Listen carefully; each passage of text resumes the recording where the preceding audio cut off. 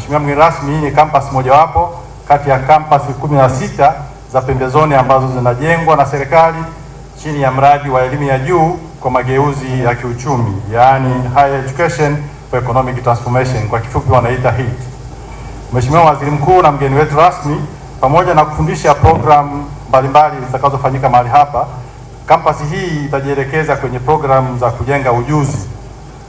Na Mheshimiwa mgeni rasmi, tumefanya hivyo makusudi ili kuhakikisha kwamba ujuzi unaofundishwa mahali hapa unawawezesha vijana wa mahali hapa kuweza kutumia fursa za kiuchumi zinazoweza kupatikana maeneo haya.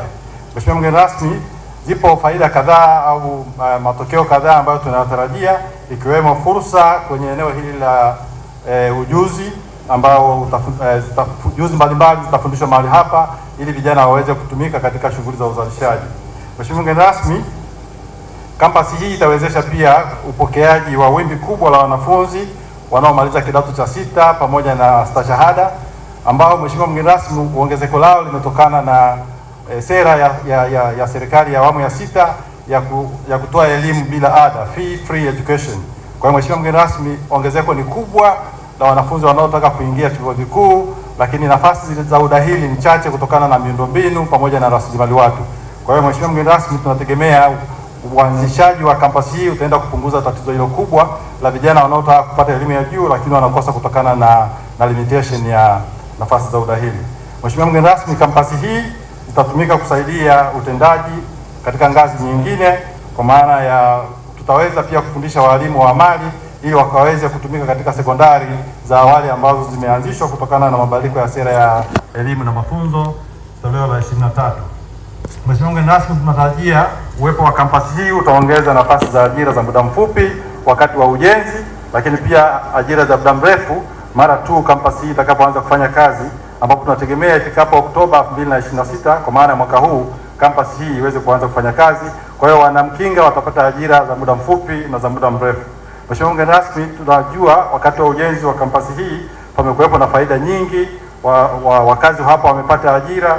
Kwa hiyo Mheshimiwa mgeni rasmi, tunategemea kabisa kwamba kampasi hii italeta mabadiliko ya kiuchumi kwa kaya ambazo zinazunguka mahali hapa. Mheshimiwa mgeni rasmi, ili kutimiza lengo kubwa la kuhakikisha kwamba kampasi hii inaenda kuleta matokeo ya kiuchumi kwa wananchi wa maeneo haya, Wizara ya Elimu kwa kushirikiana na ofisi yako Mheshimiwa mgeni rasmi, tumeshakutana na wakurugenzi watendaji wa maeneo yote ambayo kampasi hizi 16 zinajengwa. Na Mheshimiwa mgeni rasmi, lengo ni kuhakikisha kwamba tunakuwa na uelewa pamoja, tunapanga pamoja namna ya kuendeleza eneo hili, kuhakikisha kwamba zile huduma zote za kijamii zinapatikana. Mheshimiwa mgeni rasmi, mmemsikia makamu mkuu wa chuo akizungumza, tunahitaji makazi ya watumishi, tunahitaji barabara, tunahitaji hospitali, tunahitaji vituo vya polisi. Kwa hiyo Mheshimiwa mgeni rasmi, tumeshakaa pamoja ili tuweze kuwa na uelewa pamoja, tuweze kupanga vizuri ardhi ya mahali hapa ili kuepuka uvamizi, ili yale malengo makubwa yaliyokusudiwa yaweze kufikiwa. Mheshimiwa mgeni rasmi, Mheshimiwa mgeni rasmi, tumeambiwa kampasi hii kwa kuanza mwaka huu 2026 tunategemea wanafunzi takriban 300, lakini ukichukua wanafunzi pamoja na watumishi tunategemea wafike takriban 1000. Mheshimiwa mgeni rasmi, tunategemea ndani ya miaka 5-10 kampasi hii iwe na watu 7,000 mpaka 10,000. Mheshimiwa mgeni rasmi, hilo ni ongezeko kubwa na ni fursa kwa wanamkinga. Kwa hiyo Mheshimiwa mgeni rasmi, tunatamani kwamba kampasi ianze ili uchumi uongezeke kwa wanamkinga.